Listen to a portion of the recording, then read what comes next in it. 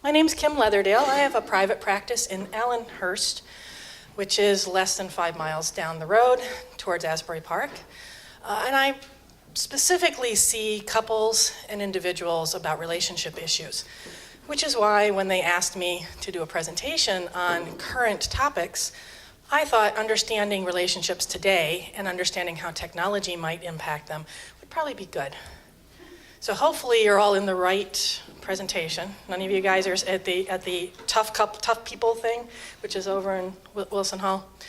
So I've got a lot to go through, so I'm probably going to run through this pretty quickly because we have an hour and I want to make sure you get the information. What I will tell you is wrong thing.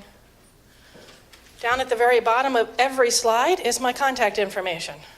So at some point you think you have a question, please don't call me right now, okay? But you can call me, you can email me, any question. Again, if we have enough time at the end, I'll open it up for questions, but I have a feeling I'm going to be talking the whole time. If any of you feel sleepy, put your head down on the desk and just don't snore, okay? All right, so that's about the last of my funnies before I start because I'm going to crank into the information. So, now it won't go forward. Really? Oh, there we go. All right, so what we're covering today is the historical context of where relationships are today and where they came from.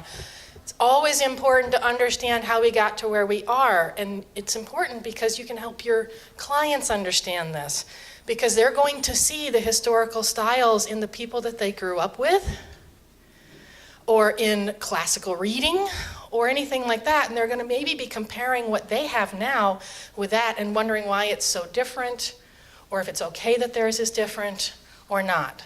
And I'm going to talk a little bit about what made each genre, I guess, change.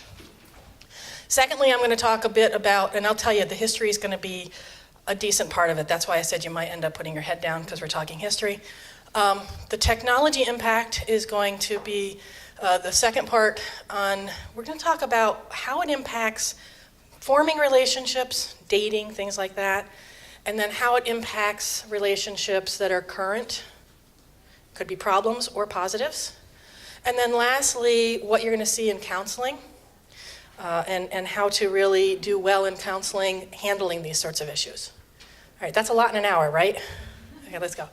So, the first marriage that we think of was traditional marriage. This was the hundreds of years long marriage that you read about in the books, and this is back before the Industrial Revolution time frame. It was an economic partnership. People got married to be supportive of each other and to have children, to create businesses, to run farms, or if you were royalty, to have heirs and teach heirs what to do. Okay, so this was about an economic partnership. It was about reproductive compatibility. So you wanted babies. Right? Family was central. And especially back then when children often didn't survive very long. So you had multiple children. And the other thing you wanted with multiple children is that if you were on a farm, you had people to work your farm.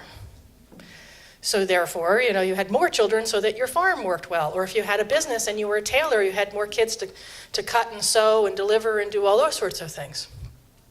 In this time and age, there was very well-defined gender roles and division of labor. And that really played into a good marriage, quote unquote, right? So the basis for it was that economic survival and familial continuance. I love these long words. But it's also a cause for social cohesion. Marriages actually help there be people getting out of barbarianism, really, if you want to say it, and into the modern age where you have civilization. You're moving from smaller groups where you're actually cohesive and there's expectations of who you are and what you are, and people are actually helping each other. And down through the ages. So grandma helps you out, grandpa helps you out, that sort of thing. So a good match was when everybody did what they were supposed to do. The woman did her tasks as defined by the gender roles at that time. The man did his tasks as defined by gender roles. And it was about children economic support, the family. You had sex, and those congenial responsibilities were for security and belonging. You didn't have sex because of love. Okay? You did that because it was expected as part of the contract of getting married.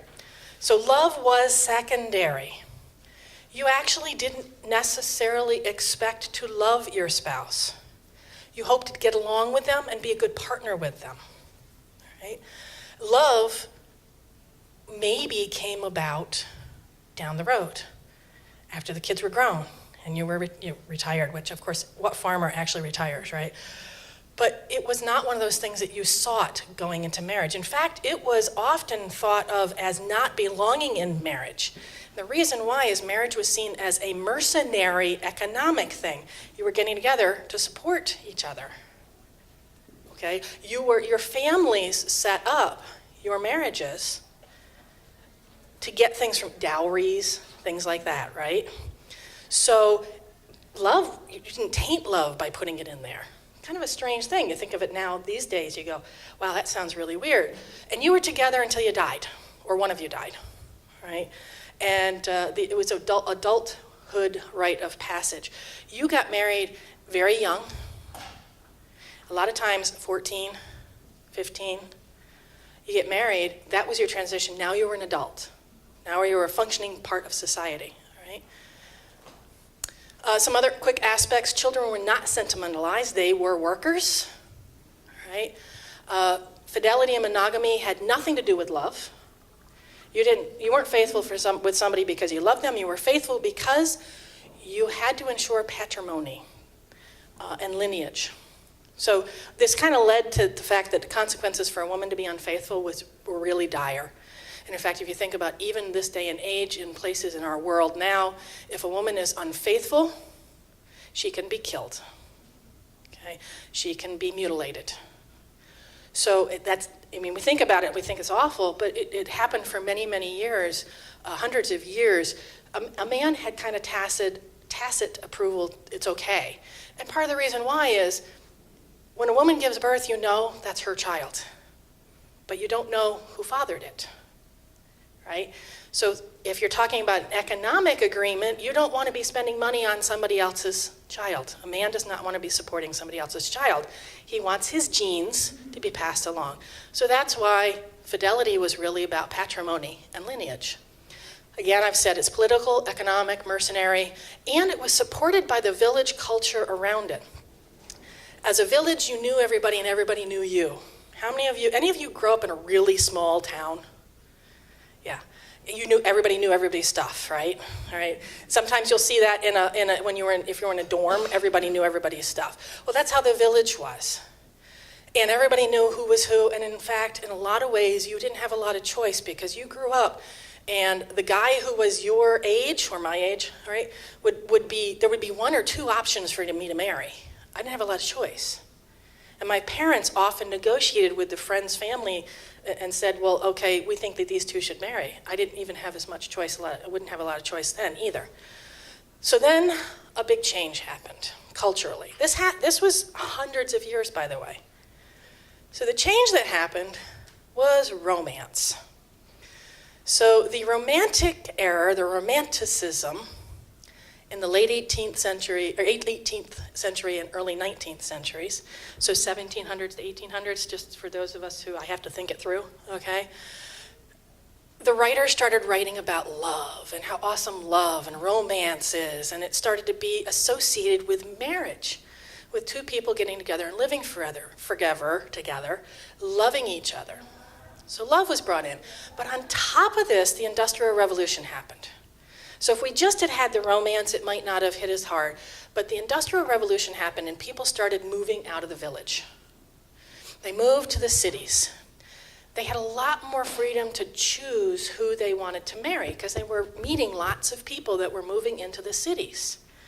And they didn't have that pressure from the village. But they also didn't have the support of the village. So when you lived in that small town, that little village, you knew who you could go to talk to about anything, or someone that you wanted to go hang out with. You knew who you could go fishing with, or you knew who you could go quilting with, or do embroidery with, or whatever it is you wanted, who had the best recipes that you could go maybe get from them, things like that. But you didn't have that when you moved into the city. So they got the freedom, but they lost that support. So how did this play out in a relationship? It created a relationship that was based on companionship. This was a person that could start to fulfill those needs that the village once met for you. On a basis, the women were still dependent legally and economically in general. Fidelity is still expected of women at this point because family and children were very much a big thing. It was still the foundation of adulthood, and it was still expected to last until death do us part. And divorce was extremely rare. And I will tell you, I'm terrible with history, but think about which Henry it was that broke away from the church in order to have a divorce. I mean, it was so rare, and I think it was probably before this time. I'm terrible with time frame. But divorce was not something you saw. Right? So you had to choose somewhat carefully, hopefully. So you looked for someone who fulfilled those needs. You fulfilled those needs. They were your everything. It kind of sounds like a lot. How'd you like someone to look at you and go, you have to provide everything for me. I want you to be my best friend. I want you to be my lover, red hot lover. I want you to be everything. It's a little intimidating, but that's what it became because also romance was added. And part of the reason people really keyed into this romanticism, and it didn't just kind of pass as a phase, is because when they moved to the village, from the village to the city, they were alone. They didn't have that support. They didn't have all those people they knew. It wasn't familiar, and they needed something to grab onto. And so love and romance became the thing that they grabbed onto. So it was isolating in the cities, and they said, you're mine, I love you, and you love me, and this is going to fulfill that void in me, all right? So yes, there was more choice involved, but I do want to point out that even today in 2017 around the world, more than 50%, about 50% of marriages are still arranged marriages. So the choice, we say there was more choice, but I mean, there's still arranged marriages. It wasn't like arranged marriages disappeared. I'm talking primarily Western world when I'm talking about this and how the Industrial Revolution hit things. So just kind of to keep that a little bit in mind. We still have arranged marriages. Sometimes they're great. I have some clients that have arranged marriages. And they're coming to me, so they have some issues. But in general, it's worked out quite well for them. So, everything's a little different for every person. So it was supposed to meet the following needs. So we have love and affection added to the economic duty and obligation. Your spouse was to be affectionate, loving, supportive, all those things. They fill all those, I've said this before, but I want to kind of bounce this in there, is that they fulfilled all those needs of the village. Then came another cultural shift. Any guesses what the next cultural shift is that really impacted relationships? iPhones. Say that again? iPhones. Not quite, that's the next one. What? Technology, actually it's a step before technology. I know my outline, I had technology as the next one, but as I was doing a little bit more fiddling, I thought there actually was a step in between this and the technology stuff. Birth control, did I hear? That's part of it. The women's movement. Did you not say it loudly back there? Somebody's like, I said that. All right, so this is I called it the equality-driven relationship. A lot of this stuff, by the way, is from Esther Perel, if you want to read her books. She has a new one out just this year called The State of Affairs. It's on the bibliography that I gave to you folks. And actually, by the time I sent that bibliography or that thing out, I hadn't read the whole book because I had just gotten it from the library. So anyway, so just so you know, the equality-driven relationship, blah, blah, blah, blah. So what changed? Women's empowerment, the women's movement. So we had women getting into careers, working. They were economically and financially, they could become independent that way. Birth control, contraception and abortion rights came into play. Feminism, we're pushing women to be empowered, to think about what they wanted and needed. And also no-fault divorces hit sometime around here. It started in California. The thing about it is women now had choice. They could say, I don't have to stay. Or I don't have to go into a marriage just, God bless you, just to be supported. All right? And so they could leave. But what was cool about that is because they could leave, they wanted it to be more in order to stay. I say cool, it's also a little stressful, right? But it raised a bar for the quality of what marriages would look like. So what it looked like. So this was equality in the kitchen and the bedroom. Now I want to point out too that I specifically said relationships. All right. This is also the era, so the previous two were marriage. You didn't hook up and live with somebody unless you were married. Now, cohabitation is starting to be familiar, starting to happen. I'm not saying it was everywhere, but it was starting to be acceptable. So there was equality in the kitchen and the bedroom. So not just, you're going to help out with chores, but, when we're in the bedroom and we're making love, we both should feel something. Okay, it shouldn't be one person helping the other one finish, and that's it. Okay, a little blunt, sorry. I am a marriage therapist. There were flexible divisions of labor now. It wasn't like rigid, here's what men do, here's what women do, that sort of thing. A lot of personal fulfillment drives from this one. Mutual sexual attraction and intimacy. I wanted to be attracted to my spouse. I want him, not I want to want his wallet. Okay, so that was what started to come. Sex was now for joint pleasure and connection, not a duty. In fact, this is now where they started removing sex from procreation to recreation. Okay, previous ones were you had sex to have kids, right? So fidelity now, actually, and this is, Perel, when she noticed this, I'm like, this is true. Fidelity is now becoming serial. You were no longer meeting your husband on the wedding day or your wife on the wedding day and having sex for the first time that night. Fidelity was who you were with, one person at a time. And it wasn't a person that you necessarily were with for the rest of your life. So the first wasn't always your last, let's say. Right? So that's the equality driven. So the basis of this marriage, easily enough, is that idea of equality. We both get our needs met. So the needs to be expected to be met by this relationship was everything. Again, it sounds a lot, right? So your partner was to be your spouse or partner, we're not always married, was to be your partner, your red hot lover, your spouse who helps you pay the bills, your best friend who will listen to you when you're upset, your business coach who will help you find a job, figure out your career, make your entrepreneurial things happen, your therapist for when you're sad about something, your cruise director to help entertain you, okay, keep me fun, make it fun, your romance creator who will cover the bed with roses, and by the way, the sheets are terrible to wash after that, make sure you just throw them out, okay? All these things were expected to be done by your spouse. It's a little heavy. Used to be, again, the village. You had a village. You could go to somebody who would say, oh, you want some fun? Go fishing, whatever it is, okay? So, as I said, they're not marrying. Everybody's not marrying. We have cohabitation.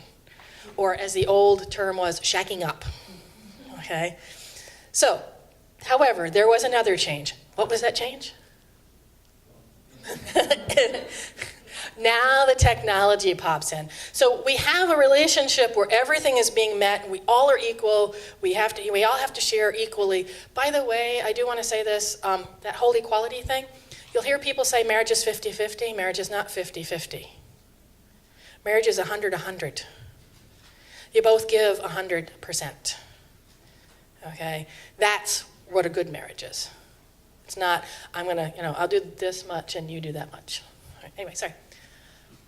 So what changed? We had technology, we had the internet. By the way, I'm going to date myself. I was in school before the internet. I was in school when there was pre-internet, And in fact, I kind of dated my husband on the pre-internet. So I'm one of those pioneers of internet dating. We had a chat room between his college and my college. And you would get on there and chat with people and set things up like going to play Ultimate Frisbee or things, like little chat rooms in there. And I met my husband. You get their screen name because nobody put their real name in there, right? And you would talk with them. So technology happened. That was in the late 80s, so I'm dating myself. But that's a long time ago, right? A lot of freedom now. You can meet anybody, anywhere, learn anything about anything. But there's a lot of disconnection. And I love Esther Perel had a great quote. She said, you have all these virtual friends, but not a single one that can come feed the cat when you have to leave for the weekend, right? So it became this, we have this global, so we moved the village to global, okay? We moved the city to global, right? The other thing that changed, which I think a lot of people miss out on, is the fact that consumerism hit romance and relationships. So consumerism is about having things, right? Having what I want, being told what it is you should want, wanting the biggest and best and the next iPhone, like the next whatever it is, right? So what happens is, and this is a quote from someone Perel actually had quoted, so the belief and commitment is tarnished by powerful voices from inside and outside, telling us we are suckers if we settle for less than we think we need and deserve. This is a shift from, hey, I don't get everything I want in a marriage. I look at what I got, and do I have enough? Do I have what I want? Does it fulfill enough of my needs? To now it needs to fulfill everything. I deserve everything I want, okay? For the consumer also is novelty. The way the people sell you things is putting new things out. Think about the iPhone, right? I'm gonna put a bigger, faster, better screen, it's the novelty, it's the new thing, buy the new thing. So novelty is also happening. So we're looking for people out there and they're going, I'm looking for something younger, prettier, perkier, happier, smilier, sexier, more exciting, etc. And that puts a lot of pressure on your relationship. Okay? So we divorce or we don't even get married, not because we're unhappy. 30 years ago, people were coming in because they were unhappy. People are now coming in because they're not happy enough. I love this little story. This is a family story. It's about my niece, not my niece, my sister-in-law, excuse me. It was her birthday. I think she was 5. And they had a birthday party for her. And everybody's in having a birthday party. And they turn around and she's nowhere to be found. They're like, where is she? They went out on the front porch. She's sitting on the front porch. She's crying. It's her birthday party. Like, why are you crying? She goes, I'm not happy enough. That is what you see coming in. I'm not happy enough. This is not making me happy. Why not? I need to do something different. It's not, I'm not making me happy. It's not, I'm not happy inside. It's, why are these things, marriage, the new iPhone, whatever, making me happy? Intimacy also has become central to the technological relationship, the modern marriage. It's not that you build an emotional connection, become vulnerable with somebody over time that you've married and you spend your life with. It's now I have to feel intimate with somebody before I can even consider dating them, which is kind of weird, right? How do you get intimate unless you date them to get to know them? But technology, and I'll talk about it when I talk about technology creates a false sense of intimacy. And that's one of the clues. Again, you'll have people coming in if you're working with couples or relationship issues and they'll go, I thought I knew her. We talked for 3 weeks via text and email before we even met. She talked about everything and I'm now 6 months in and I can't stand her. What's wrong? Okay? You met a real person. All right, basis for this type of relationship also is, I'm going to do the second one first, is it's a safe harbor. Because you get in a relationship, you have one person that's there real for you. You're connected with all the world, all those virtual friends, but you have at least one person that's real for you, all right? And it's also a capstone. Before marriages were that thing that started your adulthood, you got married, you built something together with your spouse. You built a family, you got a house, you built a career, you did all that sort of stuff. Now, I'm going to sometimes have a family, but build my career, buy my house, go on those vacations, do all that stuff. Once I feel like I've done all the things I want to do in my life, then maybe I'll think about marrying. So it's a capstone. It's a different view on marriage. Right or wrong, I'm not saying it's wrong, it's a different idea. So you don't build stuff together, you build yourself. And one of the issues that comes up with this as a therapist is that traditionally, people they got married before they had fully developed into adult individuals. Now they're developing into fully adult individuals, and they're trying to figure out how to negotiate putting two adult, fully developed lives together, which is kind of fun. So the needs that were expected to be met were they still every need from your spouse, but now we have that virtual village, and people are starting to reach out to other people virtually to try to fulfill needs. Intellectual stimulation, fun, sexy talk, okay? Sharing about kids, all those sorts of things, which were met by the village in the past, maybe not sexy talk. But the problem then becomes, when you were in that village, your spouse knew everybody you were talking to.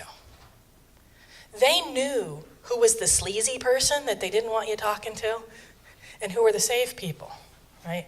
They knew what was going on in general. Now they have no idea who you're talking to. And you actually, to be honest, have no idea who you're talking to.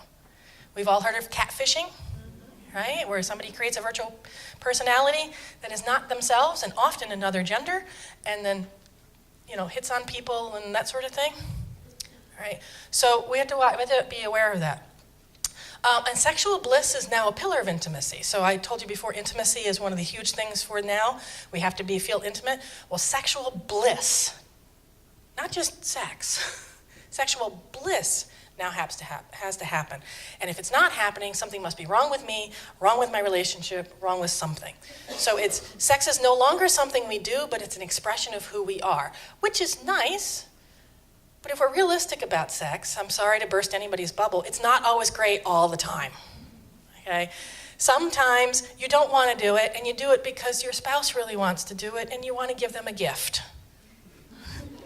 It's not pity sex, by the way. Don't think of that as pity sex. But it's one of those things like, I'm kind of not in the mood, but you know what? He's really horny. I'm going to just say, okay, well, maybe I'll get in the mood. And not in a nice way, because I love him, right? And sexual happiness is a property of the self and self-actualization. So there's this idea that, I'm only fully actualized if I'm having great sex. And part of that is enforced by the internet, because you can find anything on the internet. And you're going to find people saying, here's how to make, it's like the front of the old Enquirer and all those other magazines, like how to have great sex every time, how to turn him on, that sort of thing. Now it's all over the internet. And you can find it, and you can say, well, what's wrong with me? Because I'm not doing it as well as this person. Or someone's watching pornography. They're comparing what they're doing and what they've got and how they're reacting or whatever to what they're seeing on screen. Okay? And so it becomes a big expectation. It's very tough. So here's some problems with the technological relationships, and that's what we're primarily dealing with. So marriage is happening less often. And I know you might say, well, is that a problem? What I will tell you, if you look at the studies, research shows, and I'm not sure, the research is how research is like 10 years behind when you actually get these census numbers and things. But the research is currently showing that people who cohabitate versus actually getting married break up and, quote, divorce more often. And that's long-term cohabitation, not just somebody moving in and 6 months later is going, oh my God, I can't stand them, and moves out. This is people who have cohabitated multiple years. And so their divorce rate is higher than people who marry. So there is something about that final commitment of marriage that either they definitely know they're ready, or that commitment helps them stick. Oops, helpful. Our desires, this is interesting because our desires aren't any different. And if you read Esther Perel or you watch some of her TED Talks, and I didn't read Mating in Captivity, which is her first book, but I think she talks about it there. And she says that we want stability and we want excitement. We want security, and we want novelty. And the problem is they don't happen together. It's it's really hard to feel stable while you are skydiving. Okay? So the problem is the person a lot of times that we pick to marry is a person that's going to provide stability, right? We want someone who's going to be, it's a little hard to marry somebody who's all over the place and you can't build something, let's say. It depends, but in general. So we have this person that we've married for stability, but we still want that excitement. And we build really hard, and the reason we want stability is if we do have children, this is kind of hardwired into us. If we're not stable, we don't raise children well. We don't give them a nice, stable space for them, okay? So that settling down, a lot of people go, well, why does marriage become settling? Because if we're constantly running around, we're not going to raise our children. And the people who were running around didn't pass their genes on as easily, although that's not 100% true because the guys did. But you know what I mean, is it didn't pass it on. So the people who were able to settle down to raise the children, their genes got passed on better, right? So we want that, but we want that excitement. And the problem is in the past, in traditional marriages, and that is we realized that we couldn't have it all at once. Now we think we deserve it all at once. And we're told that we deserve it all at once. Again, internet. And we feel obligated to pursue them. And I'm not bashing the internet because there's a lot of great things about technology. I'll talk about it in a little bit. But it does lead to some of these things.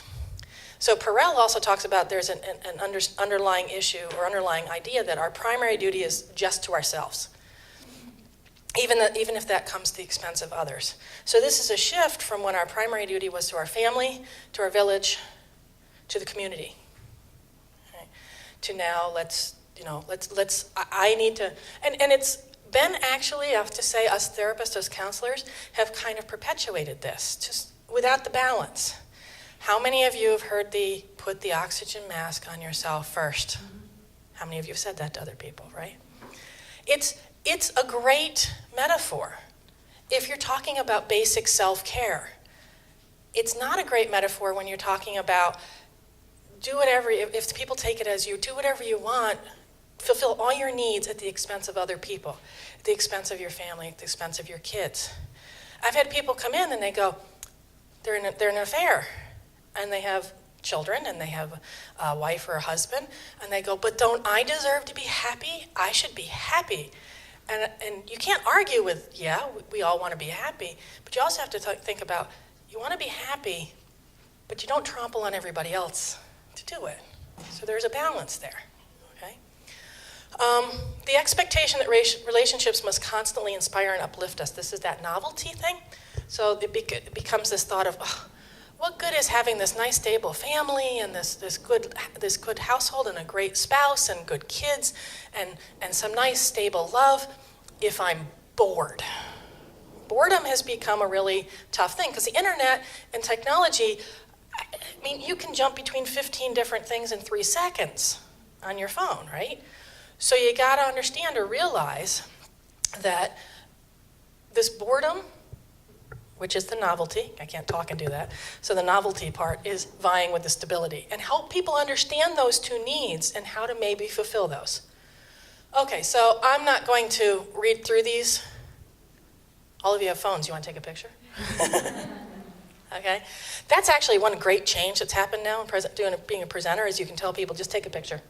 They're like, oh, don't change it too quickly. I got to write it down. I'm saying, just take a picture. You know? So that's just a quick overview on it, and let's keep going because we got so much timing. I should have a wrist spot. Oh, okay, not bad. All right, so I said I'm going to talk about technology and how it can impact relationships and the building of relationships. So it can be negative and positive. I'm going to start with the negative because I like to end with positives. All right, so the negative impact of technology. We'll start with the ring of Gyges. Who knows what the ring of Gyges is? Anybody know who Plato is? Okay, got some nods out of that one. So the ring of Gyges was a question that Plato asked. Okay, actually, I'll ask an easier one.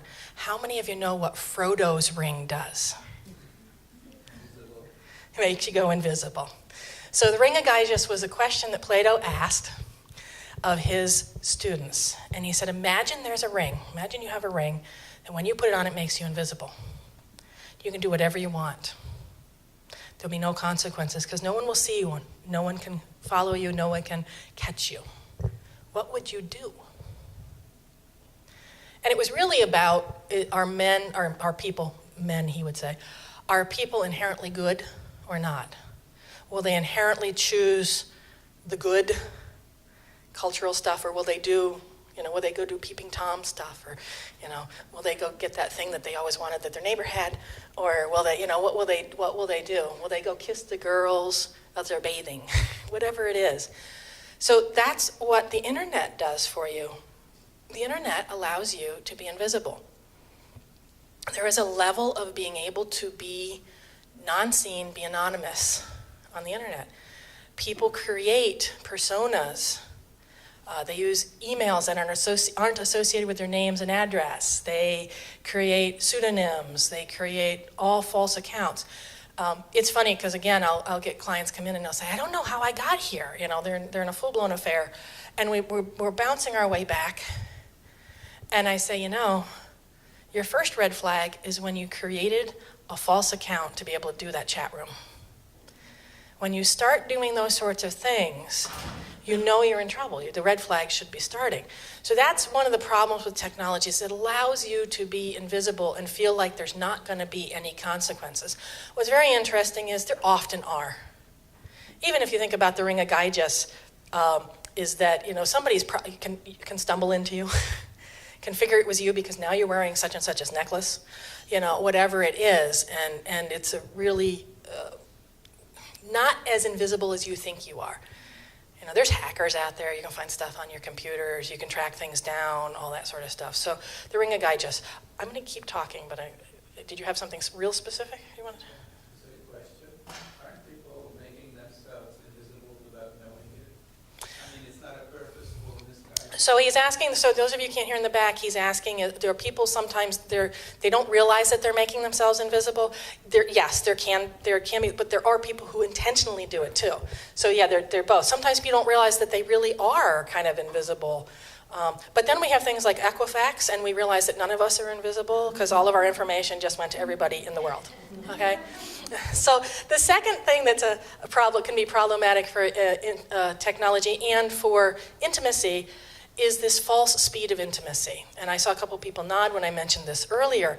The Cyber Effect by Mary Aiken, again on your bibliography, she talks about how the studies that have shown people when they're talking to each other on chat rooms or text, basically text things, no video, no voice, that they will share more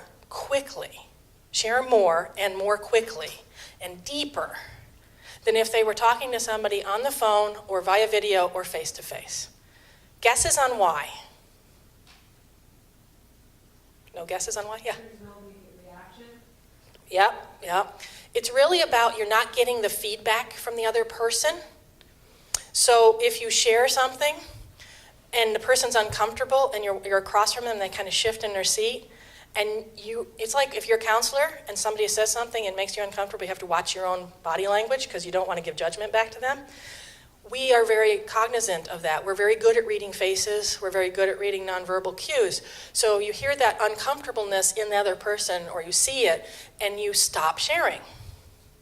But if you're on text, or you're on anything that's text-based, you can keep sharing because you don't see the other person on there and going, oh, or something like that, right? You don't see them flinch. It's almost like a false vulnerability. Yes. Yeah, it very much is. It's a false, yes, it's that vulnerability. You feel vulnerable, you're sharing all this. You have no idea if the other person's playing video games while you're sharing. Okay? Or looking on their phone, or cooking dinner and looking once in a while, right? So it's that false sense of intimacy that's quick. It's very quick. And again, people think, oh my gosh, I have found this perfect person because I can share anything with them. It becomes problems in relationships. All right, so next is the creation of the false self. So to the extremes, you have the catfishing type of thing, where people are creating a persona and trying to sell it, quote unquote, to other people, and seeing how far they can get. But there is a level, God bless you, of creation of false self across the boards. Like you said, in a way, there's not, you don't always realize it. How many of you are on Facebook? I know that's the old fart thing. So, so on Facebook, have you ever seen the meme that says, "I hope your life is as great as your Facebook says it is"? Okay? So if you read people's Facebooks, it's all about happy times and the great food I ate and the places I went for whatever. Nobody gets on there. I mean, I won't say nobody, but more rarely do people get on there and go, "Oh, this is terrible today," or "That was terrible today," or you know, "My dog barfed on the bed this morning," which actually happened this morning. And that sort of stuff. They don't put that, by the way, a little too much sharing. So that's where you get that false self, because you present yourself the best you can. Okay. Justification goes along with the idea that you can get in touch with anybody about anything, and therefore feel it's okay. So it used to be if somebody had, let's say a fetish, okay, and maybe an unhealthy fetish or whatever. Somebody had a fetish, and they lived in the middle of Wisconsin. They were very probably unlikely to run into somebody else who shared that exact same fetish.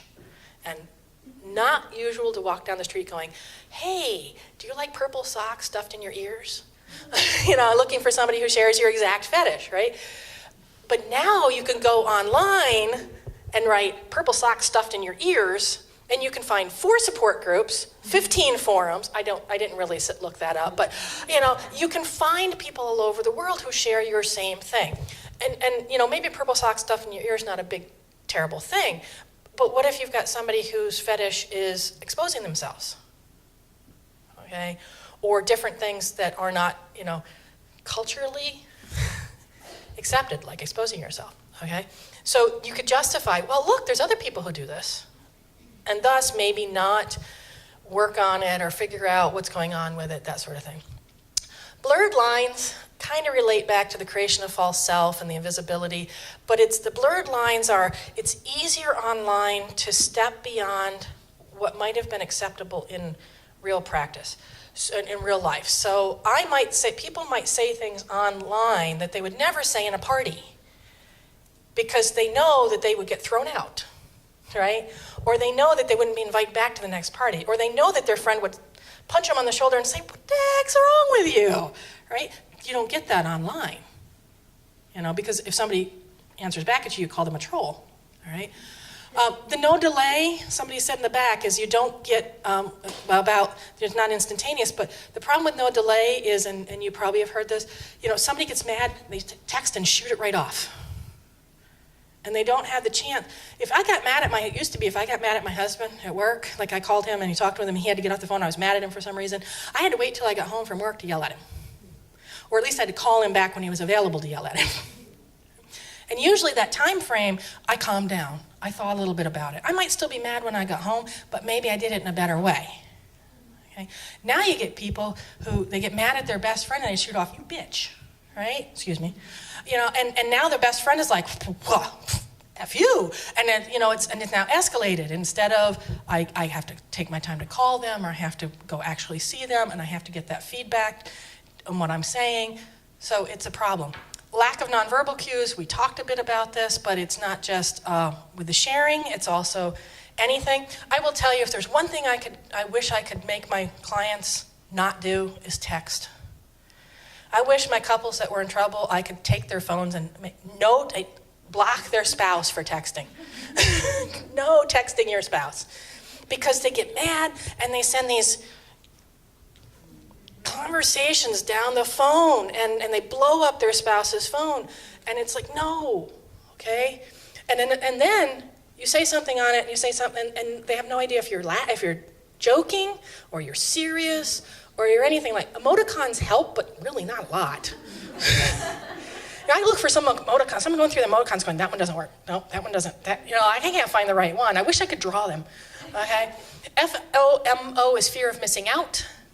Okay, that is because people are on the internet all the time, and again, they're looking at stuff and going, "I want that, and I should have that, and my life should be like that, and look at how this Facebook's person's life is. Mine's not that good." Okay? A big one. And that's that constant comparison of alternatives. Positive. Let's talk about the good, because we just bashed technology left, right, and center. So technology is a tool. We have 15 minutes. Good timing, nice tool timing. Okay, so technology can be a tool, right?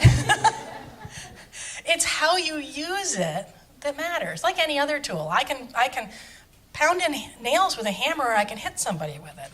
Which is better, right? I think I know. Okay. So the first thing is technology can help you connect. Right?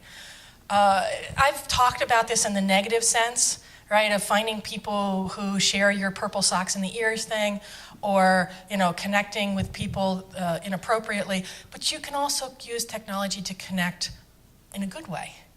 So I'm going to give the good bad.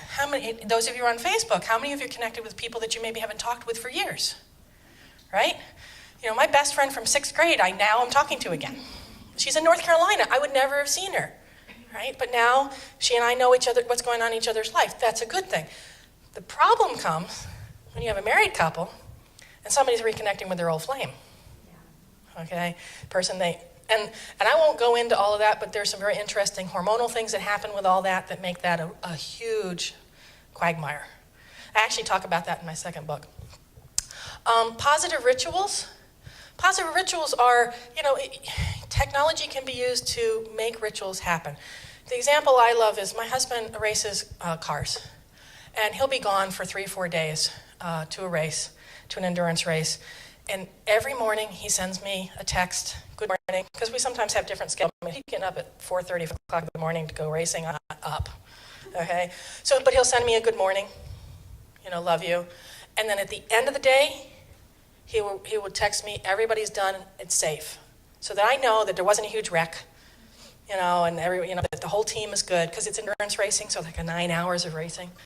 And he'll text me. So that's a positive ritual. Right? That's a good positive ritual. So you can create those things with technology. Sending pictures, sending texts, any sort of thing, sharing family pictures from the past, etc. Community building. Again, reaching out for people who have similar experiences or similar wants. If I want to learn about gardening, I can go join all sorts of gardening clubs and read all sorts of gardening things, join gardening forums online and stuff like that. And you can do those things together with your spouse. You both have an interest. You can get in something supportive like that. That's community building. Goal setting.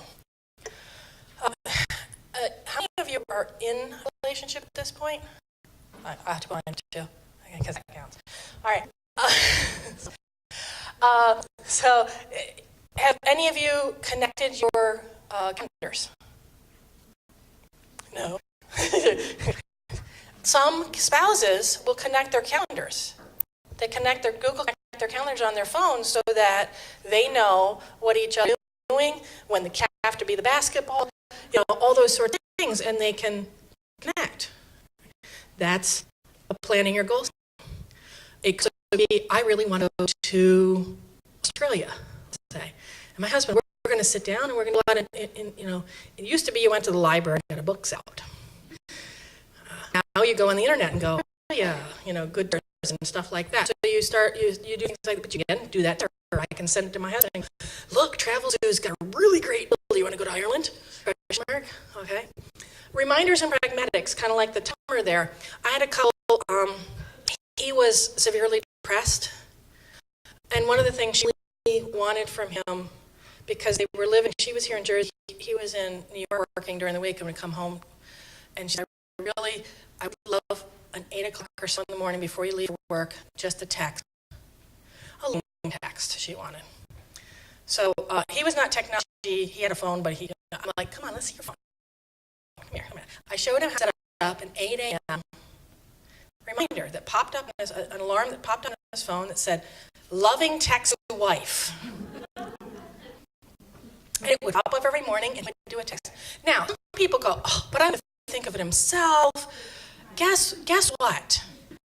Guess what? The fact that he cares enough about you to put it in there and make it work matters.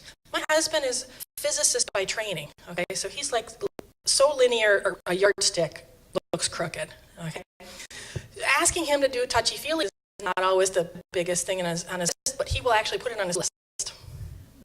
He actually has on his to-do list, tell Kim you love her. I know that's his style, so I'm okay with it, all right? At first I'm like, do you love me? He says, yeah, but I don't think to say it to you. This helps me say it. So that's pragmatic. And there, for that, I am not going to talk about apps, but there are apps for so many things out there. And it could be as simple as you might have your clients do a meditation app, and the two of them meditate together, okay? Or a positive affirmation app. The one that was really trying to keep a positive outlook on his life, and because it was impacting his relationship to not be positive, he signed up an app that every day sent him a positive affirmation, and then in the afternoon app about it. So it's like twofold, okay? So there's all sorts of apps of that. And the thing is, and the reason, again, I can't remember where I told this from. I think this is from one of it may have been Cyber Effect, but it's you curse all of the red if you aren't also thanking the green ones, okay? Because we often say how bad technology is, but it's got so many good things that it can do. And this is just a small thing of them. So let's see what we're doing for time. We have 7 minutes. So here's kind of the wrap. Today's relationship coming counseling. That's what you're all probably most interested in. But it's going to be we've been heavy. This is a little lighter. So the first thing is looking at yourself. We just had a great keynote that talked a lot about knowing yourself, being aware of yourself, being, where you are, and that sort of thing. I want to encourage you to do that in the realm of relationships and technology. So, as a therapist, what are your ideas and assumptions about relationships? Where on those 4 types of relationships do you land? And is your assumption that one or another of them are better than one or another of them? The newest one isn't necessarily the best. The oldest one isn't necessarily the best. And a lot of times what you're going to see is people who have a combination of some of those. Okay? So be aware of that. Your assumptions about relationships. What did you grow up seeing? And what has been and what did you experience? And what are you seeing in your office too? What are your ideas on technology? What do you know about technology? How do you view it as good? Do you view it as bad? Do you view it as irritating? Do you view it as lovely fun? Okay? What are your ideas? And realize that your clients may not share those ideas. That gentleman is severely depressed. He didn't want anything to do with technology. His wife had been the one who always did anything on the computer, etc. But I'm like, you can do this. All it is your phone beeping in the morning and you send a text. You'll be good. And he was excited. Actually, he came back the next time. He's like, I'm doing it. And I looked at her. She said, yeah, I'm getting I love you every morning. I said, yeah, but that's a start, right? It's a start. And what's your training around both? This is on your bibliography, but a lot of people want to know about distance counseling, which is my DCC that I've got in my alphabet soup. If you're interested in distance counseling, that's a great place to start to look about it and figure out how to do it. All sorts of regulations and all sorts of training you do, fun things, just like with your PC or any other thing, all right? Training around both technology and relationship work, they're both specialty things. Relationship work is a specialty. Like, for example, I don't work with children because I don't have the training, and it would do a child disservice to work with me. I'm sure that I have people that can work with children. I can give names to, so somebody calls, I used to have a pediatrician who would always call me, I got a 7-year-old, I'm like, here's a good person. So that sort of thing. But also your training around technology, like she said in the keynote, keep up on what's out there, okay? Because your clients are going to come in and say, I was on blah, blah, blah, and you're going, what was that? And don't be afraid to tell them you don't know. Especially if you're working with teenagers. Especially if you're working with teenagers, yeah. They're going to come in and go, I was on blah, blah, and you're like, tell me about it. I love to say I'm an old fart because they know, oh, you're not very technologically savvy. I used to program, and I used to run AS400s. Now AS400s are so outdated, it's not even funny. But they say, what is that? How does Snapchat work? Or does Periscope or how does this work, or how are you using it? And they don't mind giving you a book. They may look at you like, but they'll do it. All right, but try to keep up on things so you can have an idea. Because if you don't know, they'll be telling you something, you are catching a nuance that they're using this thing a certain way, and you want to be able to catch that if you can. All right, so that's as a therapist. So the relationship, when it walks in, works for them. I think it was Johnson, but I'm not sure. Somebody asked, what's the right relationship? And she says, what works for the couple? So don't make a judgment that because it's not your style or your thing, that it's not good. I had a Jewish couple come in many years ago, and they were Orthodox Jews, and I am not Orthodox Jew. I'm Catholic. And their first session, and she said to me, what's your religion? And I'm Catholic. I said that.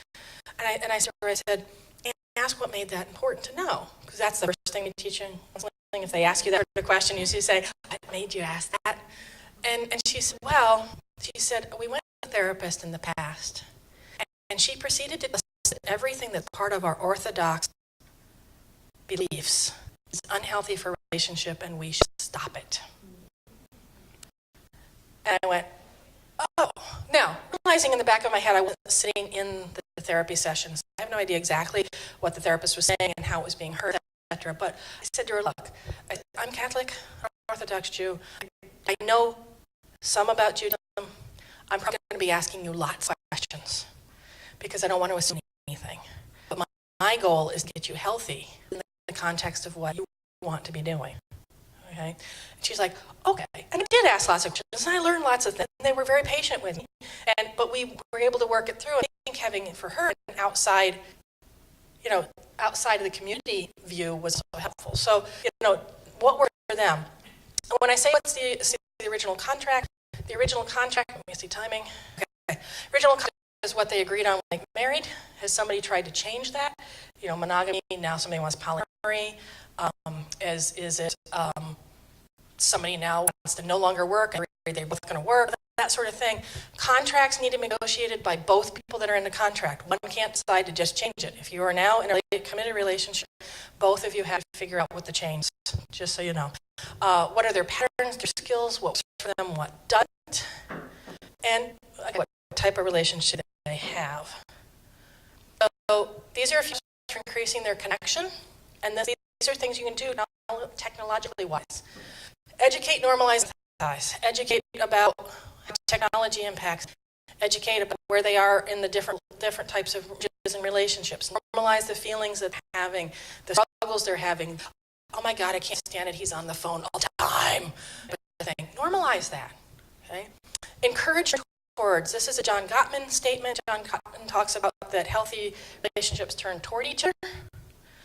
And so if you want to use technology for that, when I talked about, working together on a computer, looking at things to do. How many of you have ever been to a restaurant and you see a couple sitting and they're both on their phones?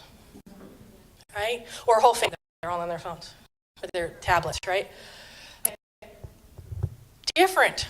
If you walk into a restaurant and there's a couple sitting on a booth, they're both looking at the same phone and talking about something. Okay, that's a difference. That's actually okay. That's a turning toward. You're doing it together, you're turning toward what each other's doing. Learn healthy skills, communication skills, you can teach them that sort of stuff. Encourage them to see the positive that they have in their relationship about it. Remember that respect is the basis of everything. So have them define that for each other. Okay, that was exactly an hour. There's a bibliography. What I will do, if you're looking at bibliography for technology, make sure it's not older than a few years, because technology changes. When I was going to school, you could use research that was done 10 years ago. Not anymore. If it's about technology, 2-3 years. You got everybody's in here? Everybody put in? All right.